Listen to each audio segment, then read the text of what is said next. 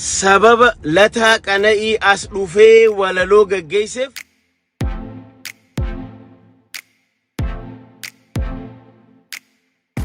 obboleessa haadha manasaa gurbaa medikaalaan eebbifame miskiinticha mucaa yaangii bareedaa san sargii godhatee cidha godhatee deebisaadhaaf isaa meeshaa bituuf qophaa'u jiru naqamtee itti ajjeesan jechuudha.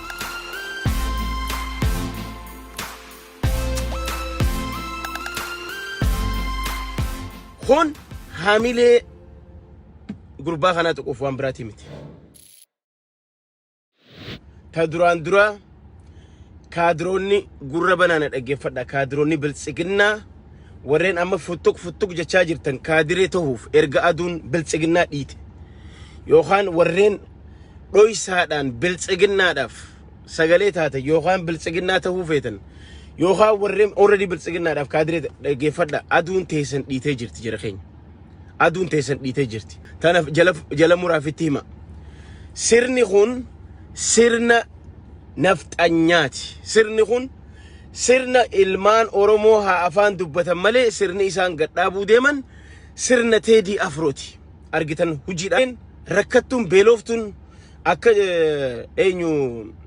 guyyoo waariyoo baanu kaadiree beeloftuu jeesan ani kaadiree rakkattuuf beeloftuun jireenya fi jijjiirrachuu dadhabdee ala kanaa galtee fi kaasitti jiruun itti jallattee beezmantii faa jala galu maqaa kijiba dooktara ifiin jechuudhaan ka dooktorummaan qabne kaadiree kijibdu amma futtuk jettu karabaata uffattee tamataan qullaa asirra baatee waa'ee Oromoo nutti himuu feeti biltsiginnaa nutti himuu feeti Teedii Afroo nutti faarsuu feeti jechuudha. Nuti Teedii Afroo fedhu dooktara ta'e fedhu dhiisee nuti sirni kun ka Teedii Afroo akka ta'e duraan beena ganamaan barree jechuudha. Gaafa Minilik inni faarsee jaarameef gaafa Haayila Sillaasee inni faarsee jaarameef sirni kun sirna isaatii jala murree barree jira nuti. Gaafa addunyaa guutuu abiyoot shawwatu addunyaa guutuu wajjin harka dhooyneef gaafa kaan jalaa dhaabbanne ganamaan jalaa dhaabbanne jechuudha. Maaliif atiin kun Oromoodhaaf diina atiin kun Oromoo ajjeesu dhuftee jalaa dhaabbanne jechuudha. Arra kaadiroonni tokko kijibduun warri dooktoran ta'in faa maqaa dooktoraatiin if yaamu karabaata jala dhokotee hamataa isaanii addabantan qulla furriin qoftiin keessa guutte Teedii Afroo kara itti faarsan dhabanii keessattuu amma namni tokko rakkattuunis rakkataanis kagalee kun hundi Teedii Afroo akkana faarfataa Haacaaluu immoo keenya ni arrabsitanii jaan jara keenya Teedii Afroo sirni isaati kanaaf baadhaaseen sirnatu ka jaaramaa jirutu ka Teedii Afrooti saniif jechuudha. Nuti immoo gizee gama Oromoo as deebitan Oromoon obboleessi Yaayyaa Basheer wanni itti jeefameef sababa Yaayyaa Basheer aktivistii ala kana taa'ee godheef sababa inni mootummaa kana qeeqee fi siistama Isaayyaas Afoorqiitiin Isaayyaas Afoorqii biyya isaa keessaa gaazexeessaa aktivistii paarlaamaa jinnijaanka waan ja'an hundeef keessaa haqee facaasee ari'e siistama isaati jechuudha. Nama tokko bakka biran miidhuun sababa san Haacaaluu ajjeese Abiyyi. Abiyyiin sababni itti Haacaaluu ajjeese gaafa inni Minilik harreerra taa'ee dhufe je'eeni isa qeeqee bu'e.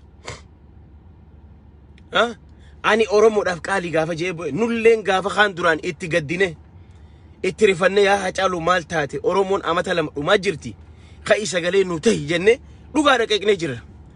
Hunda isaanii walaa Jawaar walaa hunda isaanii walaa Marroo hunda isaanii qeeqnee jira. Arraan tana dhiiga Haacaaluu dhoysuudhaaf kaadireen abbootiin garaa Teedii Afroo faarsuu itti ulfaatee Teedii Afroon congratulation jechuun itti ulfaateeti warri dhiiga Haacaaluu gurgurate warri Haacaaluu gizee Haacaaluun ajjeefamu oowwituu sanitti warri istuudiyoo keessa taa'ee kilippii baasaa ture arraan tana Haacaaluu akka itti eenyu Teedii Afroodhaan congratulation jechuu dadhabaniiti as bahanii Teedii Afroon huno ummanni isaa kabajaan dooktorummaa kanneef hin jaanna. Teedii Afroon kabajaan argate dhiise sirnatu sirna Teedii Afrooti. Tana jala muraa beeka. Sirni Taamiraat Nagaraati. Ka inni miidiyaarra taa'ee galgala ganam Oromiyaan haa diigamtu jedhu Mallasaa Dirribsaa immoo sababa OMN irra taa'ee oduu dubbise qofaaf qaallitti keessaa gidiraatti argaa jiru. Duuba kamnaa himtan sirna kami. Haacaaluun gallanal Jawaari qaranal hin jenne sirni kun. Sirnuma kana mi khaqeerroo manee dharraa baasee ajjeesaa jiru. Haati qaattuu haa guddatu hajara maqaaf wallaansa joon bahee jira bar kaysaan mormaa ture keenyaarra isa jira. Kanaaf kaadireen garaaf ergamtu qochuma abbootiin garaaf furushkaan nyaattu nutti waan Oromoo nutti himuu hin danda'an jechuudha.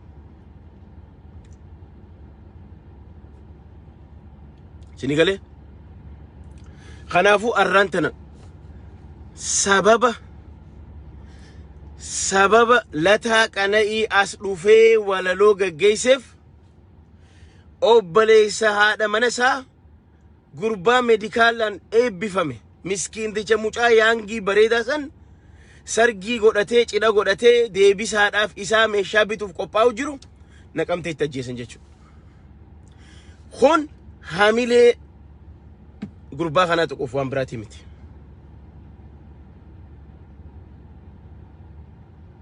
Hamilee lataa qana'ii tuquuf waan biraatii miti. Akkuma yaayyaa Bashir qalbii cabsan miskiinticha cidha godhatee hin quufin amma fuudhe ka meedikaalaan eebbifame. Maali boo sirni akkana sirnuma kana jala Oromoon teessu aboo rabbiin sirna kanaa wajji sinaa balleessu ardii tanarra. Arra mucaa gammee soddaa yookaan obboleessa haadha manaa lataa qananii gammee moosisaa mucaa jaan ka Facebook kanarra deemaa jiru. Mucaa fuudhee guyyaa lamatti aruuza guyyaa dilbata dabre godhatee aruuza deebisaadhaaf isaa qophaa'u jiru ajjeesanarra. Gurbaa barsiisaa yuunivarsiitii doktaricha jaartiin isaa dhaluuf guyyaan 3 hafte ayyaanaaf oggaa inni diillaa yuunivarsiitii irraa galu ajjeesan jechuudha. Duuba sirna kun akkamitti sirna Oromooti jira keenya. Sirna kanaatu sirna Oromooti. Mee nutti hima kaadiroonni garaa keessaniif warreen amata 200 amata 100 jiraanne jiruu gabaabduu asirra jiraataniif haqa Oromoo dhoysitanii haqa Oromoo gurguratanii haqa Oromoo jallisaa jirtan mee nutti hima. Sirna kana jalatti Oromoo naquu feetanii jechuudha.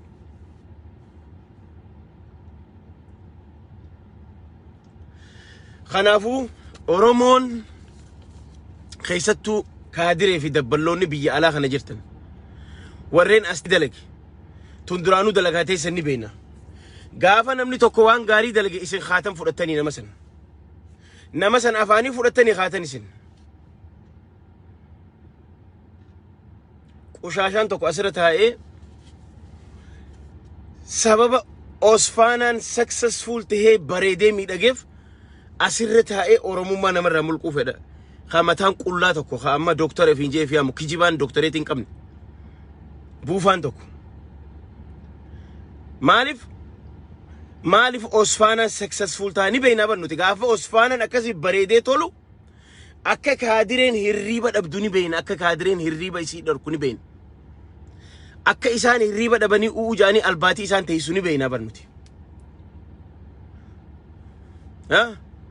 Asirra ta'anii maqaa namaa dhawanii wanti naman geenye hundi maqaa fi maatii namaa arrabsite asirra baatee gadi galoon hundi. Nama dalage nama jabaate jabaadhu jaaniin nama akka gaarii dalagu fuulduraaf illee Oromoon nama sabboonaa nama qulqulluu nama dalagatee argate nama jabaa. Maaliif nuti miskiina hudduu cittoo ka jireenya ifii wallaalee ka asii gaggodaanee fi ka asii jireenya ifii jijjiiruu dadhabe maal gochuuf bakka hootuuti Osfaanaa hogganii takka waan instituushiin Oromoo tokko hogganii jennaan ifiifuu jireenya isaa jijjiiruu dadhabe. Karaa fedhu doktora haa ta'u fedhu hin ta'in namni sun yoo nama jabaa ta'ee successful nama waa qabu taate waan sabaallee akkasuma gaggeessa nuti biyya tanattuu qabeenu meeree fi kun taajiroota ni beekna nama waa dalaguu danda'u nama sammuun isaa waa daleessisuu danda'u jechuudha. Kanaaf kaadireen afaan keessan qabadda afaan hin baniin asirra uliyaatanii. Kanaafuu Oromootiyya jabaadha qabsoon teenya barana karaa hundaan finiinuu qabdi. Sirna kana awwaaluu qabna. Humna teenya ta'ala jirtu humna teenya tanuu jecha gaara jirtu tana erga dallaaltoonni jiddurraa bahan dur dallaaltoonni jidduu jiranii dallaaltoonni sun erga jidduu bahanii wanni naafi ati gargaaru directly yoo khagaaratti marroo faye gollichoo faabira khageessu taate wanni nuti isaanin gargaareef wanni humna isaanin jabeessineef hin jirtu jechuudha. Arra task forceedhaan gargaaramaa jiran directly ummanni kun gargaaramaa jira waraana keenya warri biyya alaa jirru gargaaruun dirqama keenya taati jechuudha. Humna keenya jabaafachuu qabna. Maaliif jennaan jarrinis Ameerikaanis abiyoota akka ka'ufeeti. Jarrinis humna fi jabeeffattee namichi isaan akka achirraa ka'uun fedhan ni beekan. Wanni nu dhaabuun jiru jaanii jiran. Nuti immoo humna teenya jabeeffachuu qabna jechuudha. Humna teenya qalbii hiruu dhiisaatii waraana keessan bira dhaabbadha. Humna isinii jecha ala dhaabbatee jirtana jabeeffadhaa wanni isin haarootti amma booda jaarrannus hin jirtu. Warra gaafa rakkoo gaafa dhugaa gaafa nuti bilisoomne je dide gaaratti hafe kana kadeebi'ee ispiriitii Oromootti hafuufee qabsoo deeditti lubbuu deebisee itti si hoore tana bira dhaabbachuun dirqama keeti jechuudha. Bira dhaabbachuun dirqama kiyyaa fi keeti. Erga dallaaltonni jiddurraa bahanii qulqullaawanii waraanni qoftiin ifiif hoogganaa jiraate dura taa'aa filate abbaa qabeenyaa filate itti aanaa filate waraanni yeroo nuti qulqulluu walitti hafe warri sirna kana hin deeggarre tokkummaadhaan bira dhaabbannu amma jechuudha. Kanaaf warri biyya alaa jirrus jabaannee humna keenya jabeessu bira dhaabbatu. Gizee kana jennu karaa hundaan warri aktiivizummaan dalaydanis aktiivizummaarra jabaatu. Miidiyaalee jabeeffachuu akka warra Tigraay sanitti. Miidiyaa jabeeffachuu, isaanis jabeeffachuu, aktiivistis qabaachuu maaliif saba guddaadha karaa hundaan loluu qabna. Warri biyya keessaa immoo joollee teenya dahoo tahaaf bosona tahaaf akka warra Tigraay sanitti. Akka warra Tigraay sanitti bosona tahaafi dhoysa bosonni mukaa miti nama. Gaafa kan qabsoon gaafa Harargee keessa durte Gobeellee keessa wannummaan achitti itti successful taate hanqa ganamaa san ummataatu dahoo ta'eefi bosona ta'eefi magaalaa dhaqee kiniina biteefi galaa ture. Magaalaa dhaqee galchaa waa fidaafi ture. Maaliif ummataaf bosona ta'eef jechuudha. Amma Oromiyaan guutuun waraana bilisummaa Oromootiif bosona ta'uu qabdi jechuudha.